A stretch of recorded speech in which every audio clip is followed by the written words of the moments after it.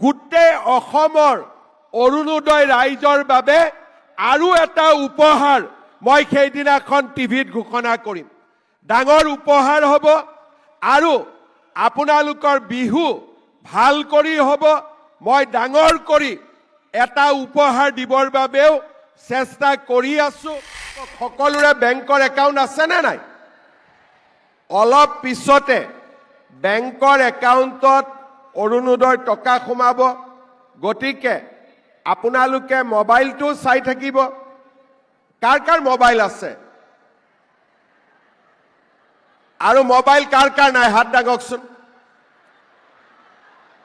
এটা মোবাইল দি আৰু আঁচনি বনাব লাগিব, হয় নে নহয়? এটা মোবাইল ফোন দিলে ভাল হ'ব নেকি? ঠিক আছে, এতিয়া যাৰ মোবাইল নম্বৰ দিছে সেই মোবাইল নম্বৰত মেছেজ আহিব, আজিৰ দিনটোৰ ভিতৰতে আমাৰ অৰুণোদয় টকা আজিয়ে সোমাই যাব। হ'ব?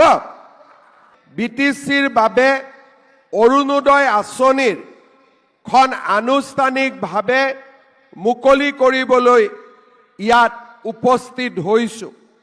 কোকৰাঝাৰৰ বডোফানগৰ গ্ৰীণফিল্ডত উপস্থিত হিতাধিকাৰীসকলৰ উপৰিও ওদালগুৰি, বাক্সা, তামুলপুৰ আৰু চিৰাঙতো উপস্থিত আমাৰ সন্মানৰ বিটিআৰবাসী ৰাইজক মই মোৰ নমস্কাৰ আৰু প্ৰণাম জনাইছো। আপোনালোক সকলোৱে জানে যে আমাৰ অসমত বিটিআৰক বাদ দি আমি অৰুণোদয় আঁচনি 7 অক্টোবৰ তাৰিখে হিতাধিকাৰীসকলক নতুনকৈ নিৰ্বাচন কৰি আৰম্ভ কৰিছিলোঁ। কিন্তু বিটিআৰৰ নিৰ্বাচনৰ বাবে আমি বিটিআৰত অৰুণোদয় আঁচনি দিব পৰা নাছিলোঁ। মই যেতিয়া বিটিচিৰ নিৰ্বাচন আছিলে আপোনালোকৰ মাজলৈ গৈছিলোঁ, তেতিয়া মই সকলোকে প্ৰতিশ্ৰুতি দিছিলোঁ যে অসমৰ আন অঞ্চলত যেনেকৈ লাখপতি বাইদেউৰ আঁচনি পাইছে, অৰুণোদয়ৰ আঁচনি পাইছে, আমি বিটিআৰৰ ৰাইজকো নিৰ্বাচনৰ পিছতেই অৰুণোদয় আঁচনি, লাখপতি বাইদেউৰ আঁচনি, এই গোটেইবোৰ আঁচনি আমি দিয়াৰ বাবে চেষ্টা কৰিম। বিটিআৰৰ নিৰ্বাচন হৈ গ'ল। হাগ্ৰামা মহিলাৰী ডাঙৰীয়াই বিটিআৰ প্ৰধানৰ দায়িত্ব ল'লে আৰু তেখেতে দায়িত্ব লোৱাৰ কেইদিনমান পিছতেই মই তেওঁক গুৱাহাটীলৈ নিমন্ত্ৰণ কৰিছিলোঁ আৰু কৈ মই তেখেতক কৈছিলোঁ যে আমাৰ বিটিআৰত 4 লাখ মহিলাক আমি অৰুণোদয় আঁচনি দিব বিচাৰোঁ। নিৰ্বাচনৰ প্ৰক্ৰিয়া চলি আছিল। আগতে হোৱা নিৰ্বাচন আৰু আপুনি এতিয়া কৰিব খোজা নিৰ্বাচন দুইটাকে মিলি আমাৰ হিতাধিকাৰীসকলক ঠিক কৰি দিয়ক, যাতে আমি 2025 চনৰ ভিতৰতে বিটিআৰৰ ৰাইজক অৰুণোদয় দিব পাৰোঁ। সিদিনাখন মোক হাগ্ৰামা মহিলাৰী ডাঙৰীয়াই কৈছিল যে আমাক বিটিআৰৰ বাবে আৰু 50,000 অতিৰিক্তকৈ অৰুণোদয় লাগে।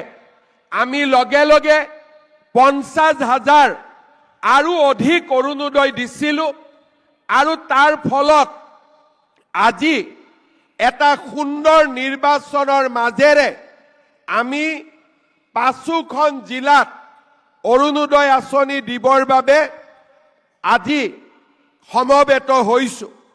আপোনালোকে জানি ভাল পাব যে কোকৰাঝাৰ জিলাৰ 1,20,854 গৰাকী মহিলাই আজি অৰুণোদয় আঁচনি লাভ কৰিব। আপোনালোকেতো পাবই। যিসকলে মিটিঙত আহিব পৰা নাই, ঘৰত আছে, তেওঁলোকেও আজি অৰুণোদয় পাব। তাৰ লগতে আমাৰ বাক্সা জিলাত 60,676 গৰাকী, চিৰাং জিলাত 60,545 গৰাকী, তামুলপুৰত 61,578 গৰাকী আৰু ওদালগুৰিত 1,09,034 গৰাকী হিতাধিকাৰীয়ে অৰুণোদয় আঁচনি লাভ কৰিব। আমাৰ বিটিআৰত প্ৰথমবাৰৰ বাবে 4 লাখতকৈও অধিক মহিলাই অৰুণোদয় আঁচনি লাভ কৰিবলৈ সক্ষম হৈছে। আমাক অৰুণোদয় আঁচনি সুন্দৰভাৱে নিৰ্বাচন কৰি এই আঁচনি দিবলৈ সুবিধা দিয়াৰ বাবে মই বিটিআৰ প্ৰধান হাগ্ৰামা মহিলাৰী ডাঙৰীয়া, বিটিআৰৰ সাংসদ, বিধায়ক, EM, MCLA সকলোকে মই বহুত বহুত ধন্যবাদ জনাইছোঁ। আজি আমি ইয়াতে অৰুণোদয় আঁচনি ডিচেম্বৰ মাহৰ বাবে দিম। জানুৱাৰীৰ 1 তাৰিখে আপোনালোকে টিভিত শুনি থাকিব, মই বিটিআৰ নহয় গোটেই অসমৰ অৰুণোদয় ৰাইজৰ বাবে আৰু এটা উপহাৰ মই সেইদিনাখন টিভিত ঘোষণা কৰিম। ডাঙৰ উপহাৰ হ'ব আৰু আপোনালোকৰ বিহু ভাল কৰি হ'ব। মই ডাঙৰ কৰি এটা উপহাৰ দিবৰ বাবেও চেষ্টা কৰি আছোঁ আৰু 1 জানুৱাৰী তাৰিখে আপোনালোকক মই এই বিষয়ে জনাই দিয়াৰ বাবে চেষ্টা কৰিম। শ্ৰদ্ধাৰ ৰাইজ, আজি আমাৰ ৰাজ্যখনত 38 লাখ মহিলাই অৰুণোদয় আঁচনি লাভ কৰে। 1250 টকা মাহত লাভ কৰে আৰু এই অৰুণোদয় আঁচনিৰ কাৰণে আজি আমাৰ মহিলাসকল শক্তিশালী হ'ব পাৰিছে। আগতে আমাৰ মহিলাসকলৰ ঘৰত উপাৰ্জন নাছিলে। মহিলাসকলে কষ্ট কৰি ঘৰ চলাবলগীয়া হৈছিলে। আজি মাহৰ 10 তাৰিখে মহিলাসকলৰ একাউণ্টত 1250 টকা আহিব আৰু ঘৰখন চলাবৰ বাবে আপোনালোকে সুবিধা পাব।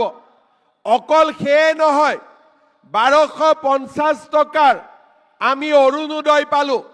প্ৰধানমন্ত্ৰী নৰেন্দ্ৰ মোদী ডাঙৰীয়াই আমাক 5 কেজিকৈ বিনামূলীয়া চাউল দিয়ে। যদি এখন ঘৰত 20 কেজিকৈও আমি চাউল পাওঁ, আমাৰ 1000 টকা, 800 টকা তাৰ পৰাও আমাৰ সঞ্চয় হ'ল। 1250 টকা অৰুণোদয়ৰ পৰা পালোঁ, 800 টকা বিনামূলীয়া চাউলৰ পৰা পালোঁ। এতিয়া মই যেতিয়া সৰু আছিলোঁ, গাঁৱত দেখিছিলোঁ যে ঘৰত যদি কোনোবা অতিথি আহে, ঘৰত চেনি নাথাকিলে আমাৰ মায়ে কাষৰ ঘৰৰ মানুহৰ পৰা চেনি খুজি লৈ আহে যে 1 বাটি চেনি দিয়ক। আকৌ যেতিয়া মায়ে চেনি পাব, বাটিটো ঘূৰাই দিয়ে। তেনেকে আমাৰ গাঁৱৰ মানুহে ওচৰ চুবুৰীয়াৰ পৰা বিপদত পৰিলে দালি আনে, নিমখ আনে। এতিয়া আমি আপোনালোকৰ কষ্টবিলাক নোহোৱা কৰি দিছোঁ। অৰুণোদয় 1250 টকা, বিনামূলীয়া চাউল। এতিয়া আপোনালোকে 117 টকাত 1 কেজি দালি পায়, 1 কেজি চেনি পায়, 1 কেজি নিমখ পায়। কিনিছেনে নাই আপোনালোকে? কোনে কোনে কিনিছে হাত দাঙক। বাপৰে, ইয়াতো সকলোৱে কিনিছে। এটা কথা মোক উত্তৰ দিয়ক, দালিৰ কোৱালিটিটো ভাল নে বেয়া? অলপ ডাঙৰ কৰি ক'ব লাগিব, ভাল নে বেয়া? চেনিৰ কোৱালিটিটো ভাল নে বেয়া? নিমখৰ কোৱালিটিটো ভাল নে বেয়া? কিন্তু 117 টকাত আমি 1 কেজি দালি পাওঁ, 1 কেজি চেনি পাওঁ, 1 কেজি নিমখ পাওঁ। কিন্তু ৰেচনৰ দোকানী আমাক 3 টকাটো ঘূৰাই নিদিয়ে 120 টকা ল'লে, হয়নে নহয়?